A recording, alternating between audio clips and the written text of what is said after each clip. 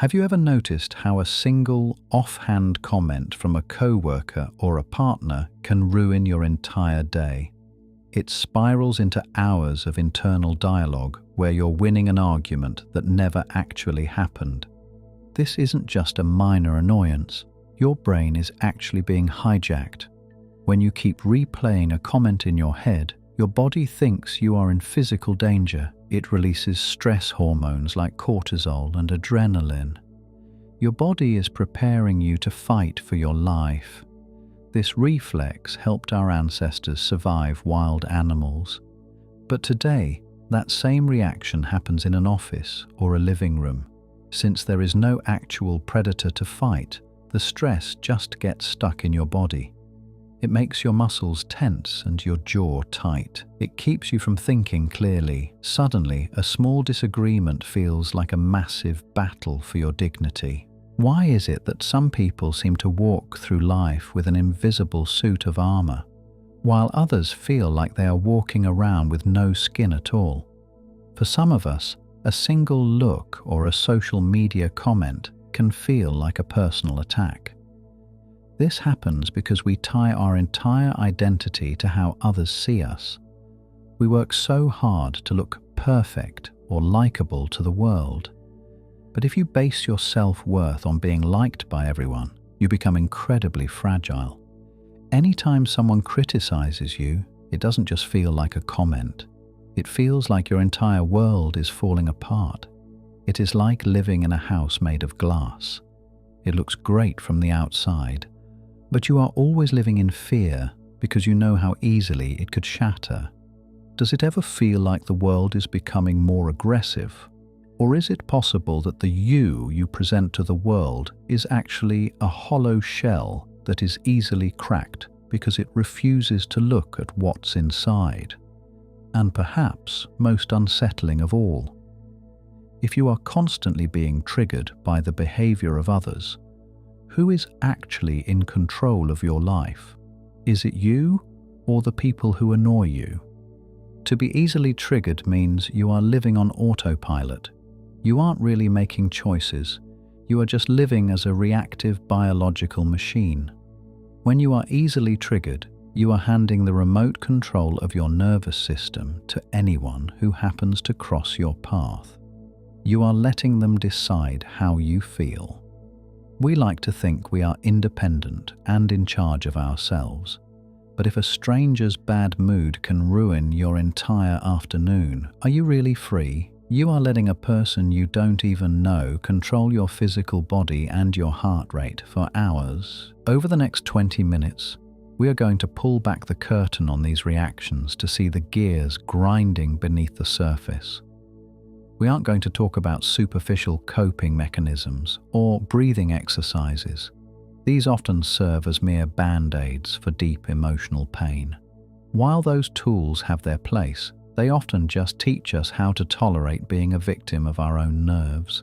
We want to go deeper than tolerance. We want to reach transformation. Instead, we are going to look at the hidden architecture of the human mind to understand why being easily triggered is perhaps the most expensive tax you can pay on your mental and emotional well-being. This tax is paid in the currency of your time, your health, and your creative potential. Think of every hour spent ruminating on a slight as an hour stolen from your passion, your family, or your rest. By the time we reach the end of this video, the questions we just asked won't just be rhetorical. They will be the keys to a door you didn't know was locked. But to get there, we have to be willing to engage in a form of radical honesty. We must look directly at the parts of ourselves we've spent a lifetime trying to ignore, suppress, or export onto others. To understand the true cost of being triggered, we first have to redefine what a trigger actually is. In our modern, hypersensitive world, we use that word to describe a moment of intense emotional discomfort or reaction. But if we look deeper, a trigger is like a smoke alarm. The alarm itself isn't the fire. It is a high-pitched signal that something somewhere is burning. If you only focus on the noise, you miss the conflagration in the kitchen. When we react, we are often responding to the noise of our own alarm rather than the reality of the situation. The problem is that most of us spend our lives trying to smash the alarm or silence the battery rather than finding the source of the heat. We demand that others change their language, their tone, or their opinions so that our internal alarm stays quiet. We treat our peace of mind like a fragile vase that everyone else is responsible for not breaking. But a peace that requires the whole world to walk on eggshells isn't peace at all. It's a hostage situation where you are both the captor and the captive.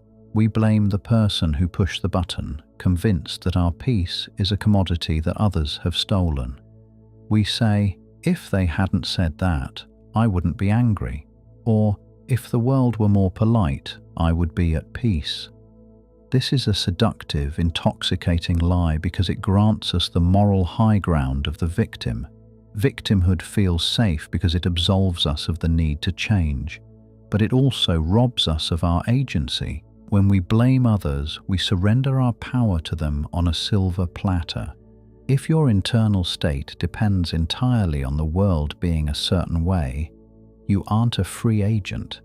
You are a slave to the environment. True freedom isn't found in a world without friction. It's found in developing the internal stability to remain upright when the wind blows.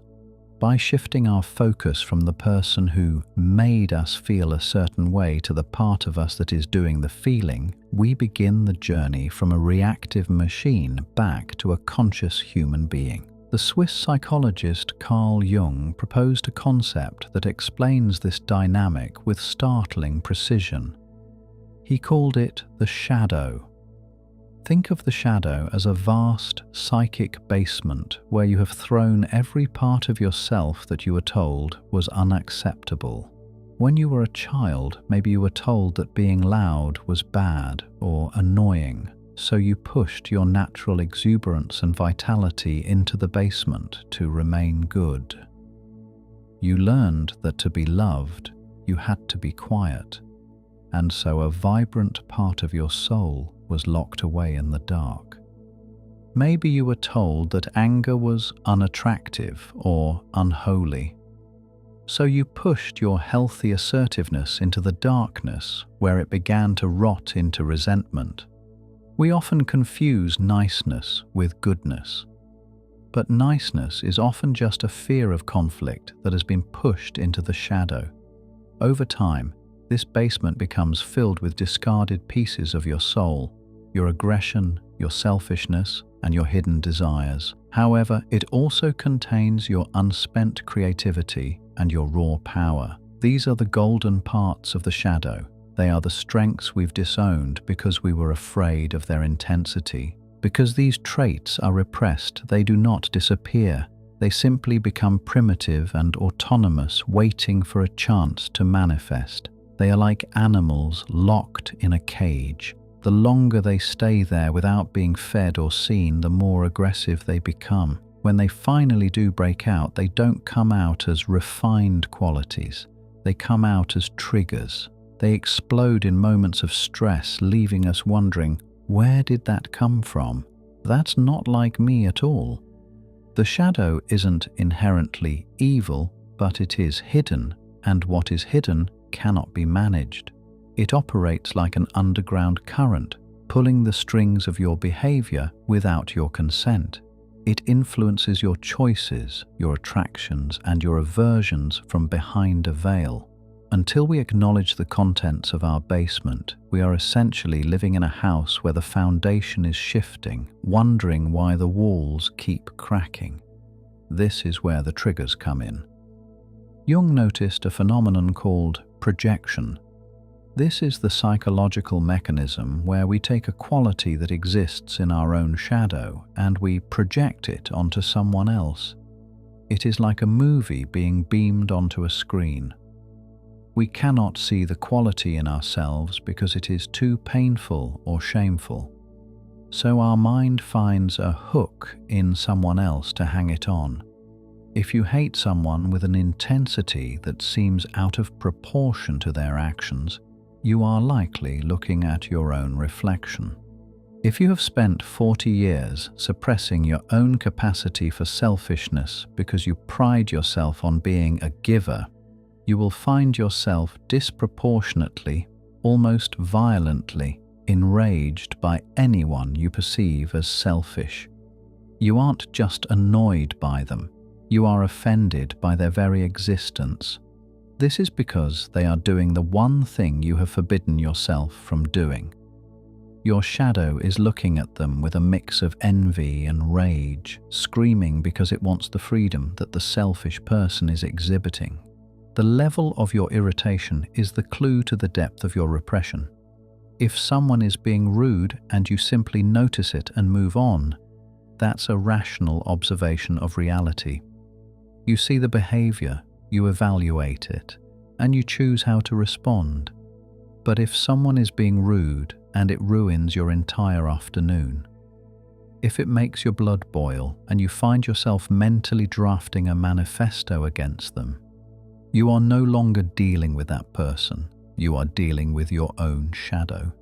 You are seeing a piece of yourself that you have disowned, and it is screaming through the vessel of the stranger to be acknowledged. The person in front of you is merely the screen for your internal movie. When we realize this, the world stops being a battlefield and starts being a classroom. Every person who triggers us becomes a guide, pointing their finger directly at a part of our own soul that is crying out for integration and healing. The cost of being easily triggered is, first and foremost, the total loss of self-knowledge. Every time you point a finger outward, you miss an opportunity to look inward at the architecture of your own ego. You become an expert on everyone else's flaws while remaining a stranger to your own. This creates a state of perpetual stagnation. You cannot grow because you are too busy cataloguing the ways in which the rest of the world needs to change. Imagine you're at work and a colleague gets a promotion you felt you deserved.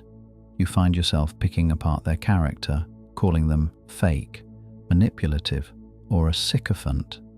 You feel triggered every time they speak in a meeting, your body tensing with a visceral disgust. You tell yourself you're a man of the people who hates corporate politics, but the truth is very uncomfortable. The cost here isn't just a bad mood. The cost is that you are refusing to acknowledge your own ambition or your own capacity for social maneuvering that you've suppressed to appear humble. By projecting your dark ambition onto them, you lose the ability to harness that same drive for yourself. You become a spectator of your own life, obsessed with the villains on the screen while your own story goes unwritten and your own potential remains locked in the basement.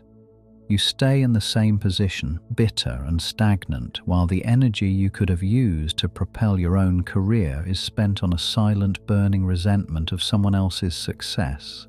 This plays out constantly on social media, which has become a global laboratory for mass shadow projection. We scroll through feeds and feel instant, jagged sparks of resentment, judgment, or anxiety. We see someone living a life that looks perfect, and we feel triggered by their superficiality or their privilege. We post snarky comments or engage in doom scrolling to validate our own sense of moral superiority. But we must ask the uncomfortable question, why does it bother us so much?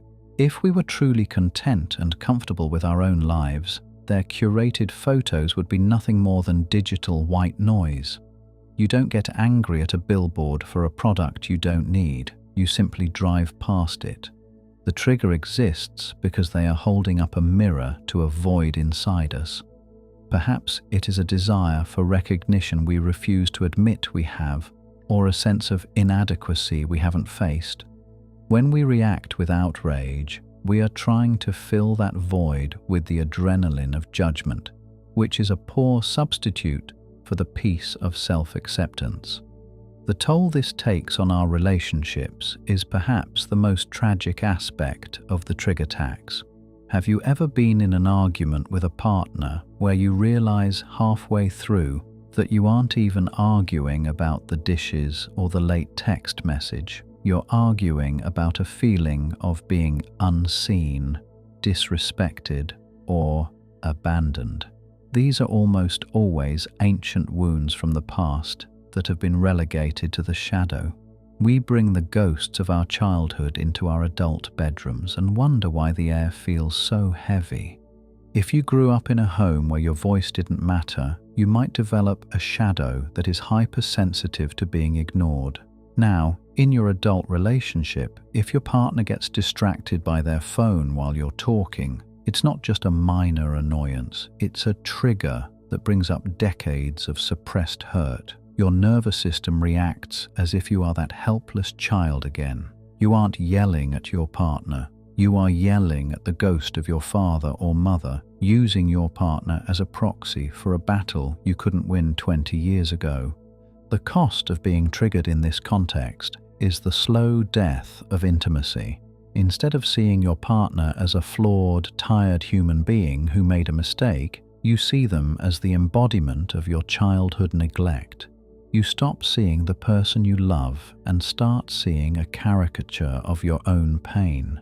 This creates a wall between you that no amount of communication skills can break through because you aren't actually communicating with each other. You are two shadows shouting at two projections.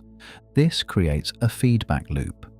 The more you react from that triggered, wounded place, the more you push your partner away, eventually creating the very abandonment you were so afraid of. Our fears have a way of becoming self-fulfilling prophecies. Jung had a haunting way of putting this. Until you make the unconscious conscious, it will direct your life and you will call it fate. When we are easily triggered, we are effectively living in a state of constant, manufactured fate, feeling like a pinball being bounced around by a world that is out to get us, never realizing we are the ones pulling the lever.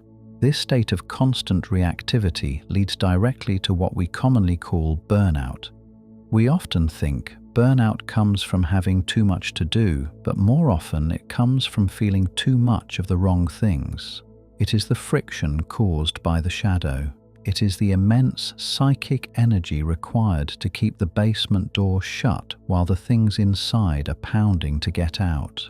We are like actors who have been on stage for 16 hours straight, terrified that the audience will see we've forgotten our lines. When we see someone else acting out a behavior we've forbidden ourselves from doing, maybe it's being lazy, being loud, or being unapologetically selfish, our shadow gets agitated. It whispers, "Why do they get to do that when I have to work so hard to be good?" That friction, that burning resentment, is what drains our battery. We aren't exhausted by our chores. We are exhausted by the internal police officer we've hired to watch our every move. So how do we begin to lower this cost and reclaim our energy? It starts with a radical shift in perspective that is simple to state but incredibly difficult to practice. We have to stop viewing triggers as obstacles and start viewing them as teachers. This doesn't mean you excuse bad behavior or become a doormat. It means you become intensely, almost clinically curious about your reaction to that behavior. Curiosity is the antidote to judgment. When you are curious, you are open. When you are judgmental, you are closed. The next time you feel that heat rise in your chest, the next time you're ready to send a fiery email or make a cutting remark, stop and ask, what is the quality in this person that I am most disgusted by? Once you name it, ask the much harder, more transformative question. In what way have I been arrogant? Or in what way am I afraid of being arrogant? Or even, in what way have I suppressed my own confidence so much that I now perceive any level of self-assurance in others as an attack? This is the rigorous work of shadow integration.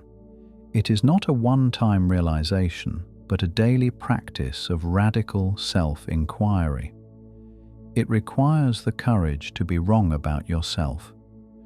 When you find the thing in the other person that bothers you, you must go hunting for its counterpart in your own history. You might ask yourself, when was the last time I behaved exactly like this? Or, what would happen if I allowed myself to express even 10% of this quality? By doing this, you aren't justifying the other person's behavior. You are reclaiming the energy you spent judging it. You are taking the gold out of the shadow. Often, the qualities we suppress are actually distorted versions of our greatest strengths. Your arrogance might be a suppressed healthy confidence. Your selfishness might be a suppressed ability to prioritize your own needs and boundaries. When you integrate these, you don't become a bad person. You become a whole person. You gain the ability to say no without guilt and yes without resentment. This is the act of walking down into that basement with a flashlight and saying, "I see you." It is the integration of your disowned parts. When you acknowledge that you too have the capacity to be selfish, mean, or lazy, something miraculous happens. The world loses its power to trigger you. If you know you have a monster inside you and you've shaken hands with it, you aren't terrified or enraged when you see someone else's monster. You recognize it. You might even feel a flicker of compassion for it. You might still dislike the behavior. You might still set a boundary and walk away, but you aren't shattered by it. You are no longer easily triggered because there is no longer a hidden pocket of shame for the trigger to hook into.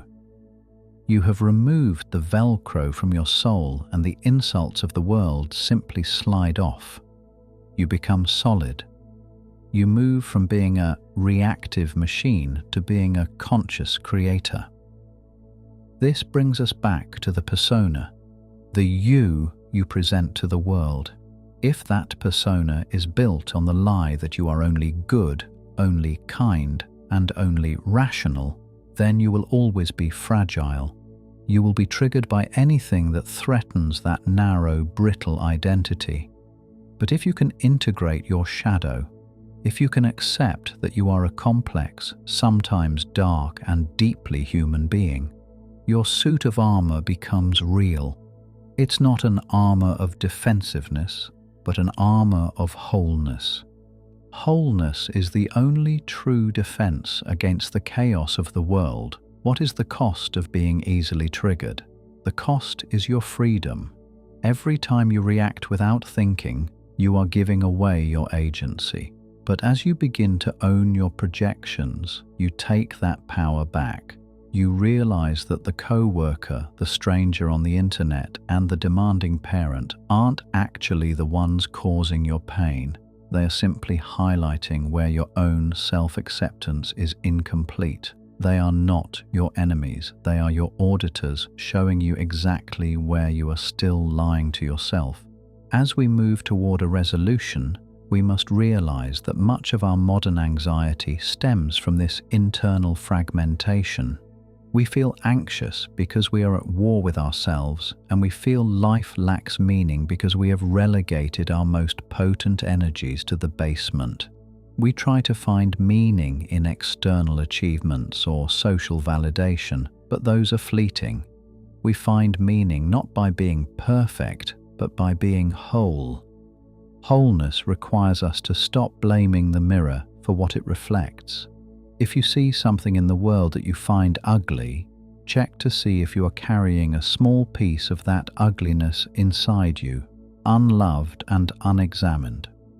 When you bring awareness to your own dark corners, the threat of the outside world begins to dissolve. You become harder to manipulate, harder to offend, and much more capable of genuine empathy. It is very difficult to hate someone for a flaw you have already found and forgiven in yourself. The ultimate payoff of this journey is a sense of groundedness that the world cannot take away. You move from being a reactive creature to a creative one. You stop asking, "Why is this happening to me?" and start asking, "What is this showing me about myself?" This shift doesn't happen overnight. It is the practice of a lifetime. It is a slow, often messy process of reclaiming your stolen territory, but the reward is that you get your life back. You stop paying the trigger tax. You stop leaking energy into grievances and start pouring it into your own growth, your own relationships, and your own purpose.